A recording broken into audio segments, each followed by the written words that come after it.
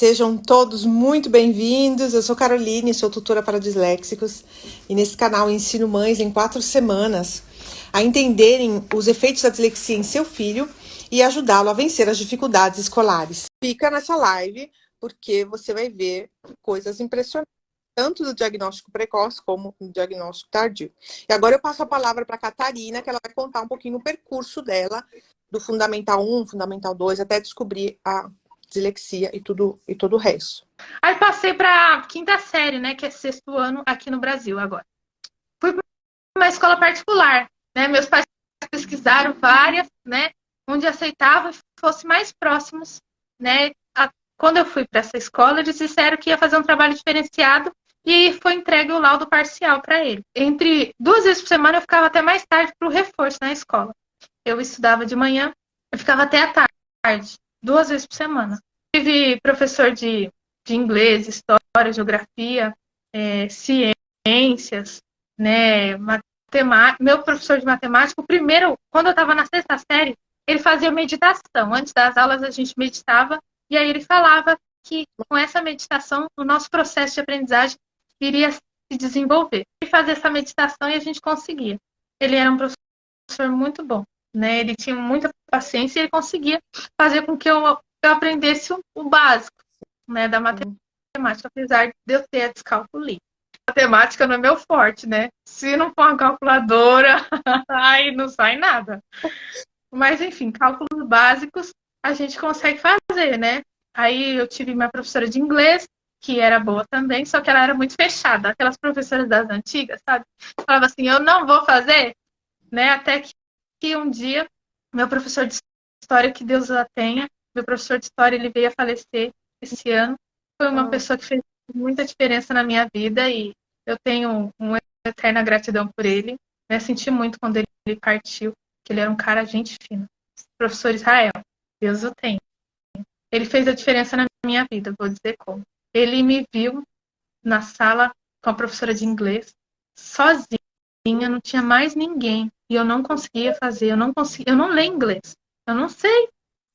Aí ele entrou e falou assim para essa professora, minha querida, ajuda essa moça, essa menina, que um dia ela vai fazer muita diferença. Um dia ela vai fazer diferença não no mundo, mas na sua vida. Ela vai ser um dia uma grande amiga sua. Faça a diferença na vida dela. Você pode adaptar o seu conteúdo para ela e você sabe disso. Ela não tem dificuldade porque ela quer. Eu vi, era a única que estava tentando ler inglês. Todos estavam mexendo no celular. Só ela estava tentando. Ela quer realmente aprender. É isso que eu tenho para te dizer, minha colega. E saiu da sala. E aí essa professora ficou pensando assim, ela olhava para mim, ficava pensando o que ele estava falando, né? E ele, quando ele tinha que falar, ele falava mesmo. E aí ela falou assim, traz essa prova aqui. Deixa eu ver. Ela falou assim, lê aqui para mim. Eu falei para ela, eu não sei ler. Eu mal sei ler em português, que dirá em inglês. Ela falou, minha nossa, aluna é analfabeta. Ela falou assim, você é analfabeta funcional? Eu falei, eu não sei o que é isso, não. Ela falou, tá, faz o seguinte, eu vou escrever aqui o negócio atrás da prova e aí eu vou ver o que eu posso fazer por você.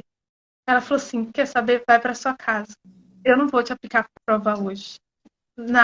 Na próxima aula, que for da minha matéria, eu vou passar o conteúdo para os seus colegas e aí a gente vai fazer essa prova. E eu vou ver o que você sabe. E aí, né, enquanto isso, tive professora de português também, que no começo ela me ajudava, depois ela não quis tanto assim, não. Tive uma professora também de ciências, que ela brincava assim, ó. Caso você não respondesse, era uma tamancada na cabeça. Brincando. Era uma forma de aprender. Então ela falava assim, organelas. Aí a gente falava assim, organelas. Aí ela ia falando o nome e a gente repetindo. Se repetisse errado, era tamancada e tamanco de madeira. Mas de verdade? De verdade. Ai, De verdade. Mas assim, pra mim era tranquilo com relação a isso, porque ela fazia isso brincando. Ela era uma grande cientista, né? Era uma forma da gente aprender. Ela falou assim, ou pelo amor ou pela dor. Mas ela não batia assim pra doer, entendeu? Mas ela dava uma tamancada. Mas eu nunca me importei com isso. mas você sabe que sabe que a emoção, a emoção, tanto é que você lembra até hoje, a emoção faz a memorização, né? Faz vir a memorização. Tanto é que você está contando essa história pra gente. O negócio Então, funcionou. e aí eu falei, aí ela ensinava desse jeito. Como é que é o nome de tal organela? Como é que é o nome de tal célula? Aí ela dava três opções. Se você errasse, pata mancada, próximo. E ela ia com todo mundo. Mas ela ensinava e ela sabia que eu tinha dificuldade. Meu professor de geografia, uma pessoa maravilhosa, né? Ele tinha uma paciência, ele era um senhor, ele tinha muita paciência. E aí ele ia explicando leste, oeste, e aí ele ia desenhando, e ele ia cantando. E aí ele conseguia fazer com que eu aprendesse. E todas as provas eu fazia junto com ele, na mesa junto com ele. Ele espalhava para todo mundo as provas e para mim ele sentava, ia falando. E aí ele ia fazendo gestos com a mão, porque para mim é mais fácil. Ou ele ia desenhando na mão, ou ele desenhava no papel para eu poder lembrar. Então para mim ficava mais fácil, porque ele conseguia trazer isso para a gente, né? Principalmente para mim. Maravilhoso. Meu professor também de educação física, ele tinha uma paciência, ele sabia que eu odiava fazer atividade. Aí sabe o que ele fazia? Ele me colocava para coordenar. Ele falava assim, já que seus colegas não te escolhem, você vai escolher ele. E eu escolhia quem era para jogar no time, mas eu era péssima. Péssima. Tanto é que ele parava o jogo várias vezes. Falava assim, não é assim, Catarina, vem aqui. Aí ele mostrava, porque ele era professor, ele era especialista em vôlei de praia. E aí, que legal. Aí ele falava assim, vou te ensinar. E aí ele tentava me ensinar vôlei e não ia. Aí ele falava assim, mas você é uma aluna tão alta, vai ficar tão bonito se você jogar. Vamos jogar? E aí ele tinha essa paciência de, vamos jogar. Ele parava o jogo de todo mundo para me ensinar a jogar. E ele fazia. E ele não era muito alto, ele me ensinava. Ele falou assim, tem que jogar assim, assado. Olha, esse aqui é o saque. Eu vou fazer um saque para você ver. É isso mesmo.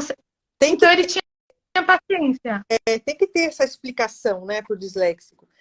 Você está falando, eu estou lembrando do meu filho, porque tem que ter explicação. Eles, eu estou fazendo um curso, só para te interromper um minuto. Estou fazendo um curso aqui, e acho que eu até comentei com você. É de sábado e domingo, aos dias, vai vendo. E aí, a doutora do domingo, ela falou assim, gente, quando você fala com o disléxico, mesmo quando é para fazer um esporte, mesmo quando é para fazer uma atividade, quando é para responder uma pergunta, ela falou que ela fez isso, ela fez uma pesquisa com vários disléxicos e ela viu isso como uma ótima, vamos dizer, solução, para você ter a atenção dele e ele focar naquela explicação que você está dando. Porque às vezes você explica e ele está assim, né? Opa! Aí ela falou, você faz uma palma forte, né? E ele olha para você, aí você explica devagar, como o seu professor fez. Olha, é assim, você faz o saque assim, tal, papapi, nos mínimos detalhes, tal. Porque ele vai captar. Se você falar assim, porque assim o saque e tal, ele não vai captar. Mas se você der uma palma, você puxa a atenção. Aí eu fiquei olhando assim, falei, professor, é isso mesmo? Ela falou, isso é comprovado. A gente comprovou com tantas crianças disléxicas e puxa a atenção deles e deu certo. Aí eu falei, até um tema legal para fazer um post. Aí eu falei, sim. Que legal, porque coisas pequenas, você vê como são coisas pequenas que ajuda o disléxico. Vai, continua. Aí o seu professor de vôlei te explicou? Me explicou assim, o saque é assim, ele parava o jogo, para tudo. Deixa eu explicar para o Catarina. Aí ele explicava. Mas, por exemplo, os trabalhos teóricos, quando ele mandava a lição para casa, eu tinha que entregar, eu fazia tudo direitinho. Ele falou assim, então, Catarina, agora o princípio do saque de vôlei. Aí ele falava assim, esse aqui é de praia, esse aqui é de quadra. E aí ele ia falando cada tipo de saque, como tinha que receber. E aí ele fazia os movimentos. Então ele tinha um jogo de cintura muito bom, ele tinha muita paciência. Né? E ele já era um senhor. E assim, ele conhecia o meu pai, né? Porque meu pai foi professor do estado, ele também é. Então ele tinha aquela paciência, aquele jogo de cintura, né? Ele é um cara assim maravilhoso. Legal. Muita paciência, né? E assim, não só eles, tinha outros professores também, né? Minha professora de espanhol me ensinava espanhol também, de uma forma assim, com imagens. Ela associava tudo a imagens, né?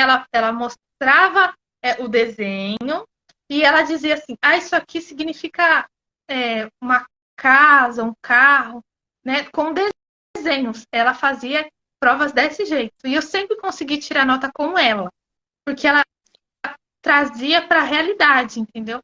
Livro, né, caderno, essas coisas. Então ela trazia muito para a realidade, Ela né? adaptava, sabia que estava adaptando, né? Isso, e assim, ela não tinha preparo nenhum, ela não fazia ideia de como adaptar, mas ela fazia, né? Tenho um contato com ela até hoje nas redes sociais. Legal. E assim, ela tinha essa paciência. E assim, ela associava a coisas mais do cotidiano para mim. Por exemplo, o livro. A gente usava muito livro. Pega o livro, vamos ler. E aí ela ia falando.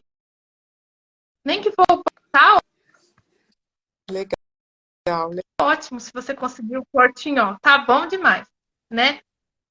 E assim, tive professor de informática que também não ligava muito para coisa. Meu professor de desenho geométrico, ele chegou a falar assim para mim: eu não vou adaptar nada para você, porque a dificuldade é sua, não minha. Eu não tenho obrigação de fazer nada. Nem você, nem a escola vai me obrigar. Porque não existe leis que me obriguem a te ensinar nada.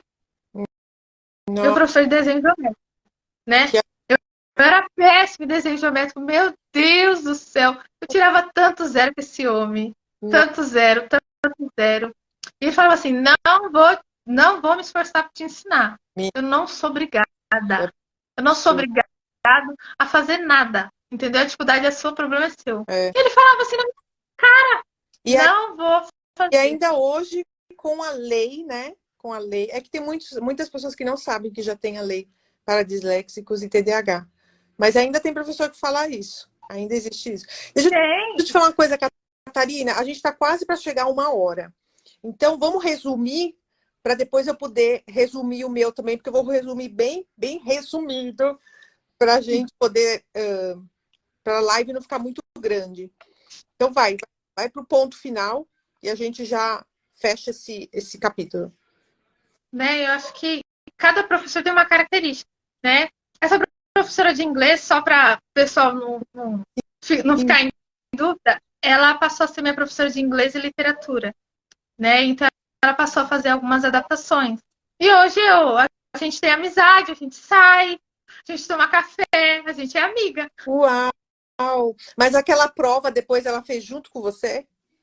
Ela adaptou uma prova inteira para mim, né? Dentro do que ela percebeu que eu sabia, ela pegou os livros, né? Ela adaptou uma prova para mim, ela me aplicou. Eu sabia só ING, sabe completar com ING? Só isso aí de inglês que eu sei até hoje. Se você falar para mim, faz ING, eu sei. Agora, resto, eu não sei não. Nunca fui muito boa nesse sentido. Mas assim, hoje somos amigas, né? Lembra o que o professor de história falou lá atrás? É verdade, hoje ela é minha amiga, hoje a gente sai, hoje a gente toma café junto, vai eu, minha mãe e ela, a gente fica a tarde inteira conversando, né? A Nossa, gente troca presentes nas datas comemorativas, inclusive ela vai fazer aniversário agora, né? E assim, a gente está sempre próximo, né? sim. E e eu acho que é isso. Tem professores que vão fazer amizade, tem professores que não. Mas a gente não pode desistir, né? Não, não. Mas eu acho que, é, é, tirando a amizade, eu acho que o professor ele tem que fazer como o seu professor de história, o seu professor do terceiro ano, né? Independente de qualquer coisa, de amizade ou de criança legal ou não legal, ou conhecer a família ou não conhecer. Vê que a criança está com dificuldade, chama os pais, como o seu professor fez, e fala, olha, investiga, vê o que é, o que está acontecendo. Né? Eu sou professora, eu acho que pode ser a dislexia, mas investiguem para que a gente possa ajudar. Né? E os professores professores que não querem adaptar, porque eles acham que já está tudo pronto e é aquele padrão que tem que ser feito, hoje nós temos a Lei 4.254, 57. E hoje todas as escolas vão ser obrigadas a adaptar, sim, porque é uma leva nova de crianças que estão chegando, as crianças que já passaram, que eram eu, né, dos anos 80 e 90, você dos anos 2000, as que estão chegando agora, 2022, 2023, vão vir também com muitas dificuldades. Então, as escolas têm que começar a se adaptar. Mas eu acredito também nas mães. Mãe que sabe que sabe o que é a dislexia, que tem esse... ela não sabe o poder que ela tem nas mãos. Porque ela pode transformar a vida do filho dela. A mãe pode tanto levantar o filho como abaixar, né? Como falar, ó, você não é um vale nada. E quando a mãe sabe que o filho tem dislexia, a mãe, nossa, ela desbrava profissional, professor, escola, porque ela sabe o direito dela, ela sabe qual é a dificuldade do filho dela. Ela ajuda o professor, ela incentiva, ela dá material para o professor, ela é parceira, porque saber, hoje em dia, saber, né, do conteúdo, do que é a dislexia, é você ter um pote de ouro nas mãos, praticamente. Com certeza. E outra, é pouco falado, né? Não sei se já foi falado para você. Dentro da psicopedagogia, né, a gente estudou o momento do luto, que é aquele momento quando os pais descobrem aquela lacuna que se abre, né? No momento do luto, de assim, meu Deus, o que eu vou fazer agora? Você vai lutar por ele, você vai fazer diferença na vida dele. E outra, não espere esse momento do luto permanecer por muito tempo, né? Por exemplo, levou um certo tempo meus pais aceitarem. Minha mãe nem tanto, mas meu pai, que era professor de história, geografia, e da razão, né? Ele levou um certo tempo. Ele levou um certo tempo, por mais que ele me ajudasse, ele levou um certo tempo maior para poder aceitar, né? Tanto é que, assim, ele tinha dificuldade de dizer, olha, eu tenho orgulho de você, eu fico feliz com o que você está aprendendo. Então, né, ficou muito tarde, né? Por mais que ele fizesse, demorou para ele dizer, eu tenho orgulho de você. E é muito importante você dizer isso. Não que ele tenha culpa, até porque ele não sabia que era tão importante dizer para mim que tem orgulho. Né? Ele foi dizer a primeira vez que tinha orgulho de mim foi na minha colação de grau de pedagogia. Né? Ou seja, demorou muito. Né? Então, eu peço que não demorem tanto. Né? Eu sei que tem pessoas que têm dificuldade de se expressar, mas é importante a gente dizer, né? Que tem orgulho, que acredita que o filho é capaz, por mais dificuldade que ele tenha. É muito importante dizer, eu tenho orgulho de você, você é uma pessoa especial, você consegue, por mais dificuldade que você tem, porque não espere muito tempo, não fique nesse momento do luto. Descobriu, tudo bem. Não permaneça nesse luto para sempre. Saia desse luto e vai lutar.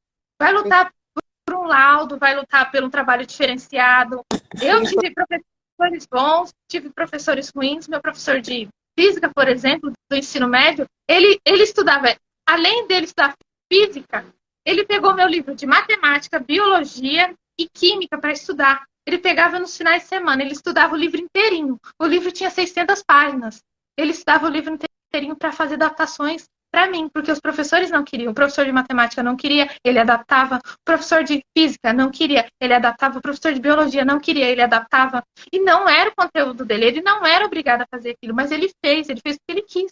Sim, maravilhoso. Ele fez porque ele quis, porque ele se compromete a sua profissão, ele se compromete a quem você é. E esse meu professor de física, ele era cortador de cana. Ele passou na USP em segundo lugar com 5 livros de sebo. Então, ele realmente queria fazer diferença. E ele faz. Sim, sim. Isso chama também inclusão, né? É você se colocar no lugar da outra pessoa e falar, não, eu tô vendo a dificuldade dele, eu vou ajudar. Eu já passei também. Isso é inclusão. Deixa eu te falar uma coisa, tem 2 perguntas. Uma, como a criança fica disléxica e por que aparece a dislexia? Você quer responder ou eu respondo?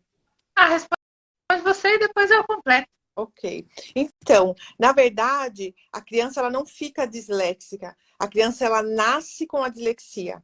A dislexia ela é neurobiológica, então provavelmente é uma... Não, já é cientificamente provado que é hereditário. Então, ou a mãe, ou o pai, ou uma avó, um avô, provavelmente já tinha dislexia, e aí essa criança nasceu com a dislexia. No meu caso, eu tenho dislexia, porque provavelmente, ou minha mãe, eu acho que minha mãe tinha dislexia. Meu pai não, porque meu pai é um ledor próprio, assim, aqueles. Sabe aquelas pessoas que comem livro? É o meu pai. Então, não penso que ele seja disléxico. Mas eu acho que minha mãe, sim. E agora o meu filho também é. Então, a dislexia, ela nasce com você e morre com você. Não tem nenhuma cura, porque não é uma doença, é só uma característica. Como a gente, como um exemplo, como eu uso óculos, eu não sou míope, mas faz de conta que eu sou míope. Então, sem o óculos eu não vejo nada. Com o óculos, eu vejo tudo bem claro. Para o disléxico, ver bem claro as letras, as frases, ler um livro, a gente coloca as adaptações para que ele consiga ler bem, para que ele consiga escrever bem. E como é que um disléxico consegue ler bem? Ler um livro? Ele lê um pouco, depois ele para, dá uma pausa, porque o cérebro dele cansa muito. É como se ele estivesse numa bicicleta ergométrica a 100 por horas, 100 por hora, e as outras pessoas ali a 10 por hora, lendo, numa tranquilidade, mas ele tá ali, tá. Como se como se ele lesse 3, 4 vezes o mesmo livro, o mesmo capítulo. Então, para ele, a leitura é muito, afadiga muito ele. Então, ele precisa de uma pausa, o cérebro dele precisa descansar, para depois ele voltar e começar a ler de novo o outro pedaço, o outro capítulo, e assim vai. Então, por isso que é uma leitura mais lenta, né? Ele tem que decodificar essas palavras, então é uma leitura, não é tão fluente, principalmente para um adulto disléxico, né? Que é o meu caso. O caso da Catarina, ela teve intervenção, ela fez, provavelmente deve ter feito fono, né, Catarina? Eu fiz Psicopedagoga. psicopedagoga, eu fiz durante o período fono também, mas o meu neuro diz que é só acompanhamento com ele mesmo agora. Perfeito. Meu filho fez também, ele fez 5 anos de fono e psicóloga. Então agora ele está lendo super bem, ele é fluente, está lendo italiano, ele lê também português, ele lê inglês.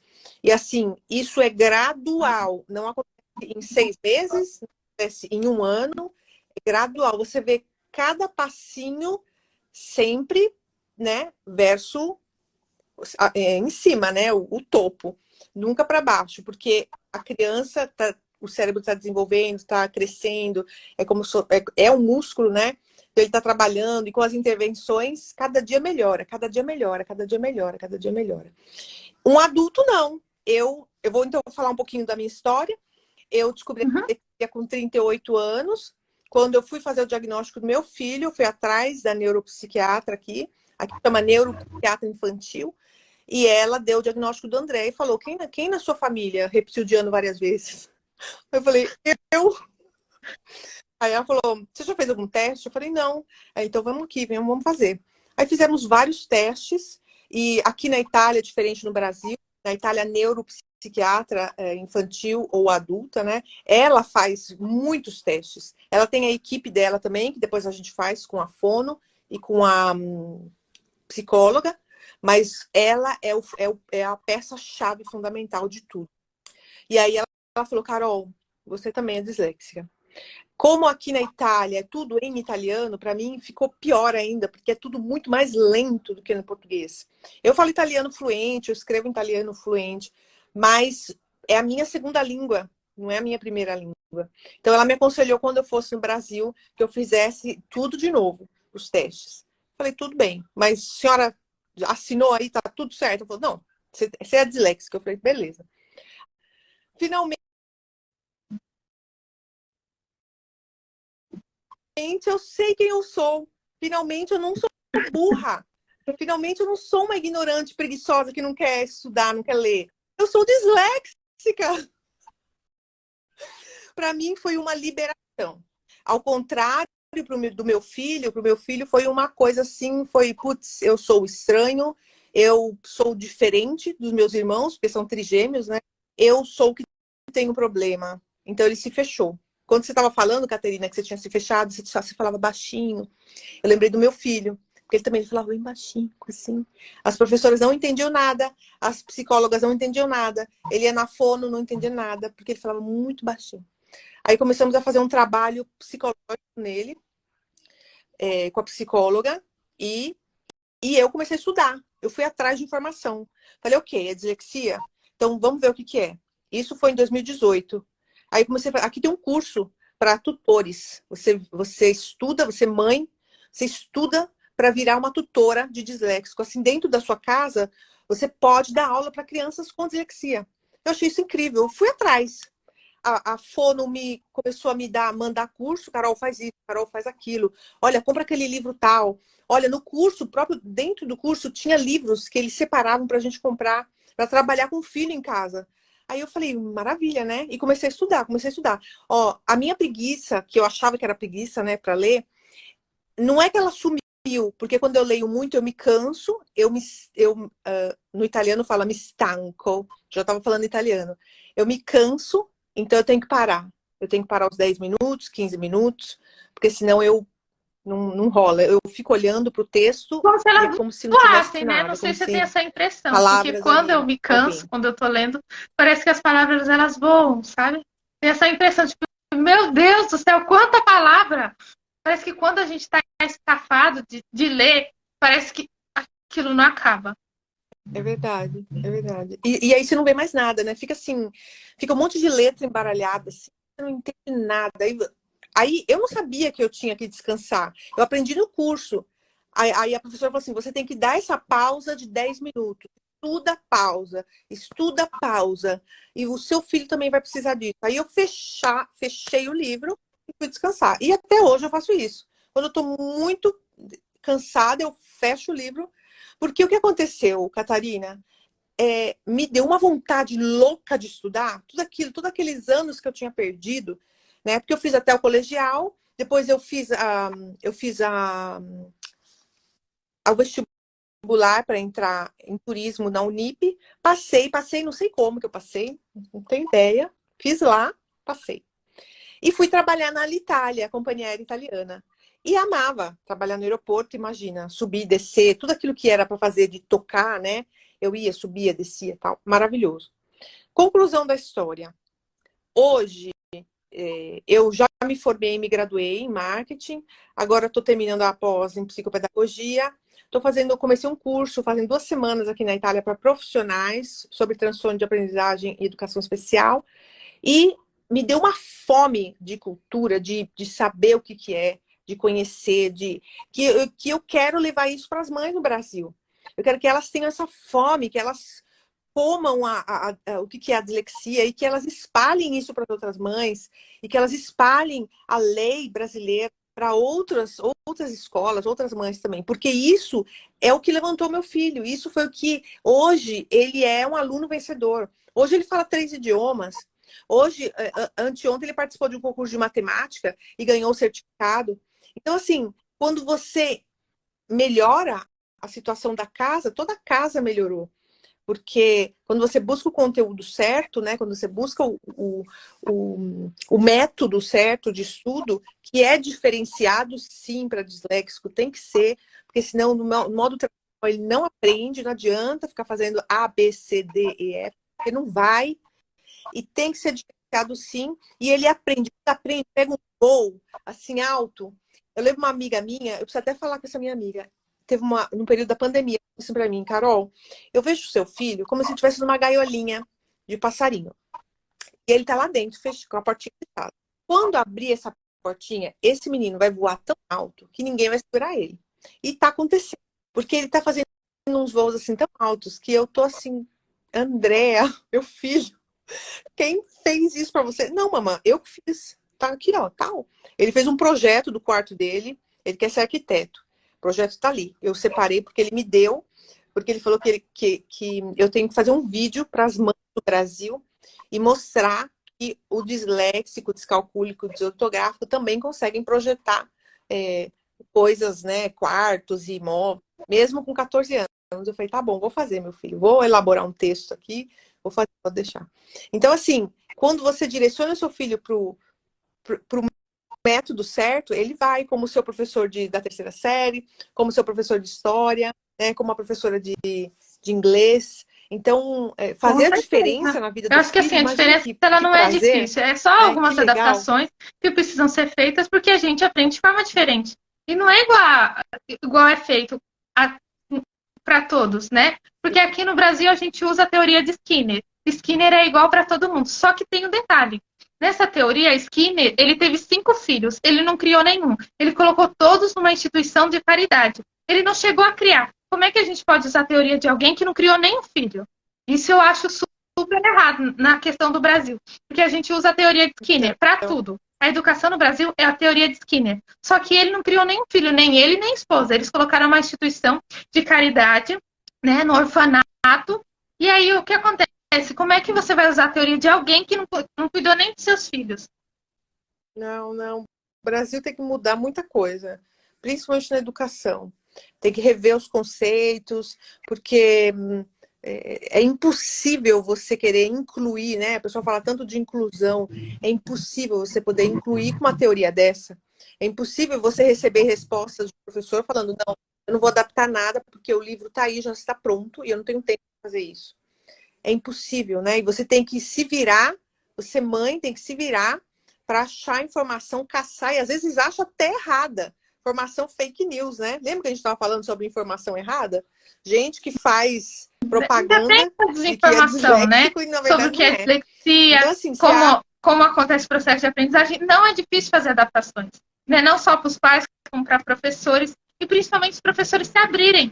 Essa questão da dislexia, professores, coordenadores, diretores, porque já participei de entrevistas e não passei por ser disléxica. Porque a pessoa achou que eu fosse passar para os alunos a dislexia. Isso, uma coordenadora falou: você não pode trabalhar aqui porque você pode passar para os alunos. Isso numa entrevista. Como é que ela pode dizer um negócio desse? E se tiver algum aluno ali com dislexia? Numa escola? Ou seja, de Meu repente Deus, aparece uma que criancinha ali com ignorância. dislexia, ela vai tirar, ela Meu vai Deus. expulsar porque a criança tem dislexia, porque se ela não me aceitou como profissional formada, né, com dislexia, imagina uma criança que for estudar lá com dislexia, ela não vai aceitar também. Sim. Meu Deus, quanta ignorância. Pra você ver quanto ainda o Brasil precisa mudar, estudar, crescer, se Precisa, né? formar. Não só Muito. O essa Brasil ainda entrevista que eu precisa de fui, uma muita. entrevista que a pessoa perguntou. Isso a diretora da instituição. Era uma instituição onde trabalhar, onde também era parte educacional, ela me falou, eu posso te pagar menos, né? Você pode trabalhar 10 horas aqui, eu posso pagar menos, porque você tem dislexia. Eu falei, não, eu tenho o mesmo direito de qualquer outra pessoa. Não é porque eu tenho dislexia que eu tenho menos direitos garantidos. Gente, que absurdo. Não, mas isso vai mudar. É porque está tudo muito Não, eu recente, também né? A acredito, minha né? fé e a minha Eu também esperança. acredito que vai mudar, mas assim, a gente ainda vai precisar fazer muitas lives, quebrar muitas barreiras, muitos tabus, né, nessa questão da dislexia, porque tem muita gente que ainda acha que a gente pode passar a dislexia como se fosse uma contaminação, como se fosse uma Covid. Não, a dislexia é um distúrbio neurobiológico genético, né, e ela passa para pessoas próximas de família, né? Algo genético e outra. Não dá para se modificar a genética. Muita gente me perguntou: tem como modificar a genética e tirar a dislexia? Não. É algo que está no gene, está na formação do gene. Não tem como a gente tirar. Porque se fosse assim, a gente ia tirar outras coisas também. A dislexia ela precisa de adaptações. Mas ela não é algo que vai te atrapalhar, assim, de você não conseguir nada. Apenas precisa se adaptar para que você aprenda de forma diferente. É isso. E não tem segredo. E também não tem receita pronta, que cada disléxico é um. Por exemplo, a minha dislexia ela é leve, mas o meu TDAH é moderado. Tanto déficit de atenção como hiperatividade. Ou seja, um é mais do que o outro. Ou seja, eu preciso de mais adaptações. Mas não é porque eu preciso de adaptações que eu vou passar ou que eu tenho que ter direitos a menos. Você estava falando sobre, quando você falou sobre o inglês, né? Quando você aprendia inglês no Fundamental 2, eu lembrei que eu, no Fundamental 2, quando eu aprendi inglês na escola, eu lembro que a gente tinha um laboratório de inglês. E era a minha aula preferida. Imagina um disléxico gostar de inglês, né? Era a minha aula preferida. Mas por quê? porque a gente usava o audiolivro. A gente colocava o fone de ouvido e tinha o rapaz que lia pra gente o livro, e depois tinham as músicas, e você tinha que ir cantando junto, falando junto, com o áudio. Então, cada um ficava no seu áudio, você não ouvia barulho externo, você se concentrava no livro. Eu lembro que cada postação tinha um paredão, assim, sabe, branco. E aí você entrava na cabine e você ficava repetindo, ninguém ficava te olhando, ninguém ficava, tipo, zoando, porque normalmente, né, sexto ano, sétimo ano, o pessoal fica toda. E aí eu me concentrava. E eu lembro de muitas coisas que eu aprendi mas esse foi o único ano que eu aprendi muito inglês. Mas até hoje eu lembro as frases do livro. Inclusive, eu lembro do livro, porque a folha dele, não sei se você tinha isso, dislexo tem muito isso. A folha dele, do livro, era lisa, não era crespa. Então, essa folha lisa, nossa, eu adorava, eu passava a mão, assim, sabe, de manusear aquele livro. E isso muito interessante. Eu sou muito auditiva e muito visual. De Eu vi que fazer você estava falando que você também é desenho, de muito livro visual, também, né? por exemplo, o Você livro gosta de fazer crespo, eu não gosto muito. Eu não sei também exatamente por quê, né? Mas eu gosto de livro liso e eu gosto de desenhar, né? Eu não sei. Não, é assim, por exemplo, se você me der um livro e falar assim, é presente para você, eu não vou gostar que ninguém risque, né? Eu tenho essa coisa, se eu ganhar algo de presente, isso é meu. E você fala assim, para você, eu não vou querer que ninguém risque, ninguém rasgue, porque para mim aquilo tem um grande significado. E também livro crespo. Livro crespo eu tenho mais dificuldade de ler do que livro liso. Por causa das folhas que você vai passando a mão assim, eu não sei exatamente o motivo, mas tem um significado diferente, né? Tanto é que eu quero mudar algumas coisas nos meus próximos Sim. livros para escrever, porque eu quero algo liso e com desenho, porque para mim é mais fácil entender. Porque sem desenho eu tenho uma certa dificuldade de compreender. Eu ainda tenho essa necessidade de ver, de tocar, né? Por isso que eu escrevi livros físicos, não digitais, porque eu não consigo, pelo menos para mim é mais difícil algo digital do que algo físico, porque eu preciso pegar, eu preciso do concreto. Que legal. Então, para a gente terminar aqui, para a gente fechar essa live, nós falamos sobre o diagnóstico precoce, o quão importante é para que não tenha toda essa problemática do diagnóstico tardio, né, adulto, como foi no meu caso. Então, quer dizer, se você vê que o seu filho está com dificuldade, é melhor você correr agora, que tem possibilidade dele fazer uma intervenção, você ajudar ele, e ele conseguir estudar e ser um adulto que provavelmente não vai ter nenhuma dificuldade, ou mínima, porque com a intervenção te ajuda demais.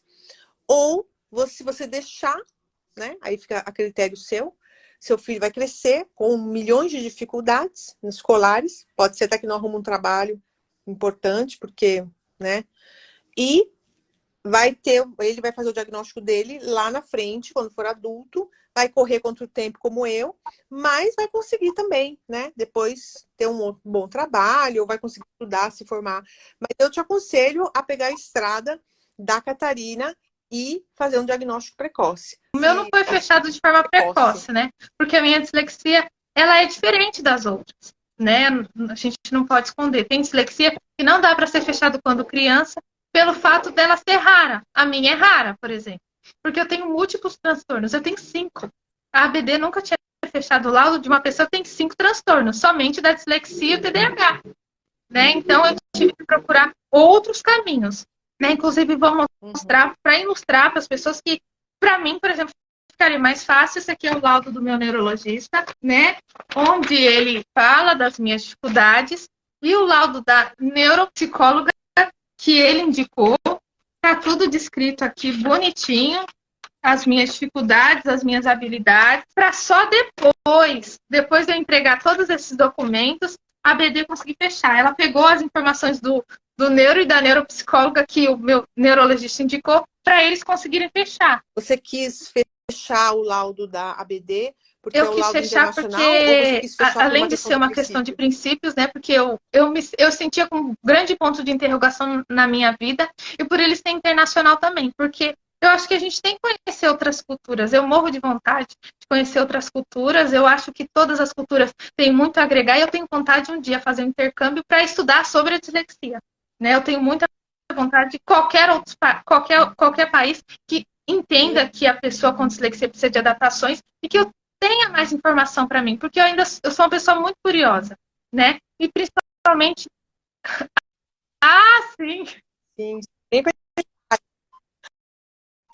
Tá bom. Ó, tem o professor, depois eu te passo os contatos, é que você vai precisar. Mas tem um professor aqui, Bam, que estuda sobre a dislexia. O centro dele chama Itardi, é um centro maravilhoso, lá no sul no norte da Itália, só sobre dislexia. E ele é conectado com Londres, que é com a Made in by Dislexia, e conectado com os Estados Unidos, que é a IDA.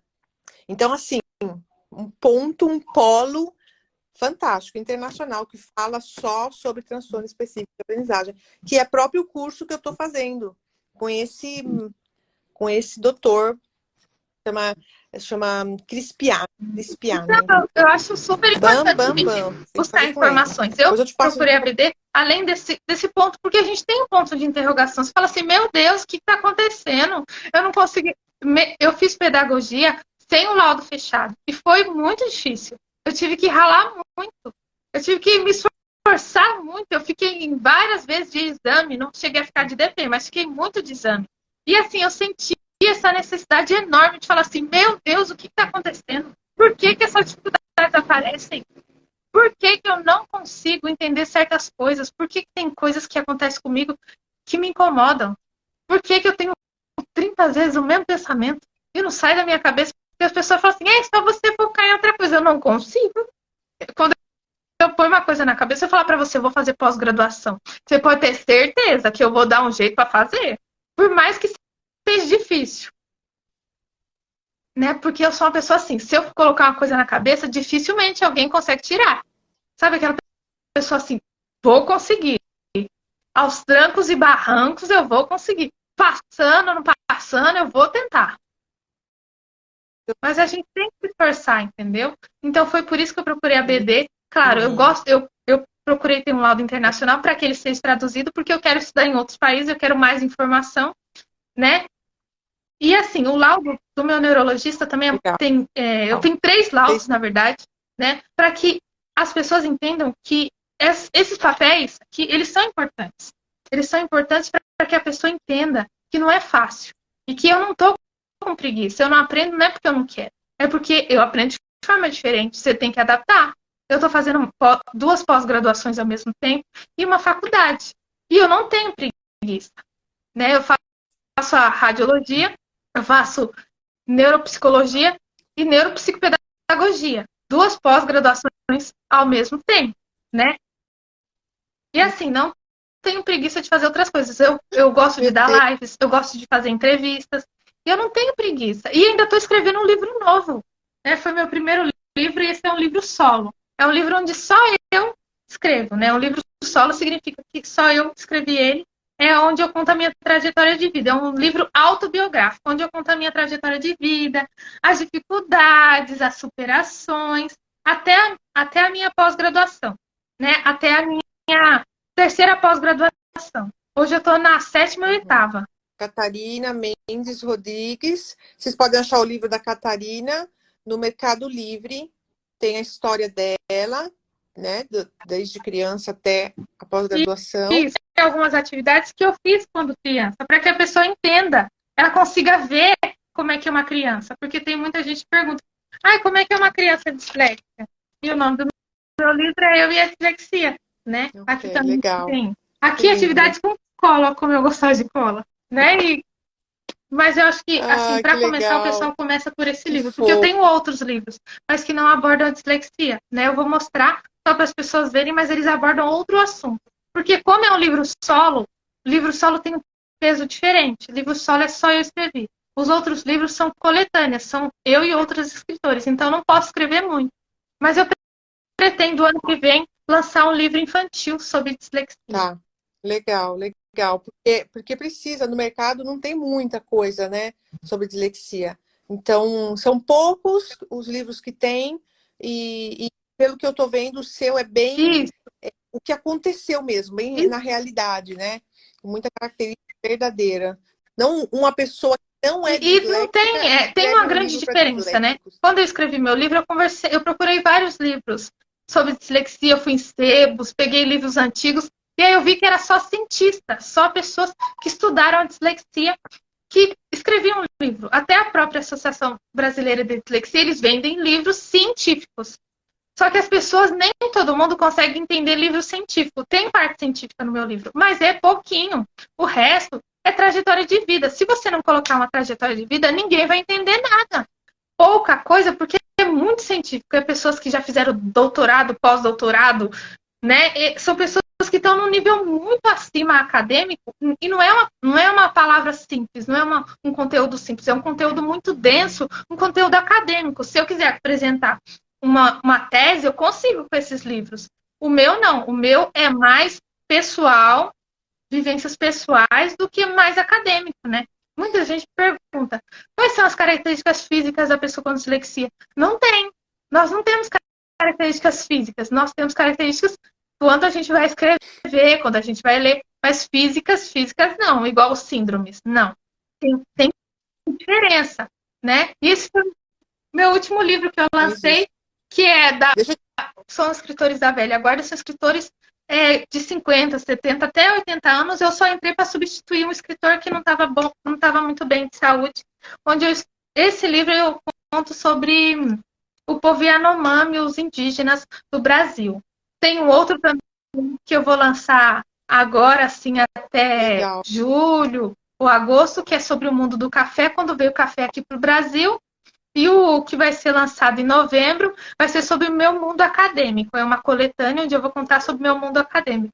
Mas as minhas dificuldades no mundo acadêmico, na minha última faculdade. Antes de eu fazer radiologia, eu conto como é que foi e como é que foi a recepção das professoras, né? Interessante. E é isso. Agora a gente vai fechar a live. Se saúda. Obrigada a você. E beijo, querida. Obrigada.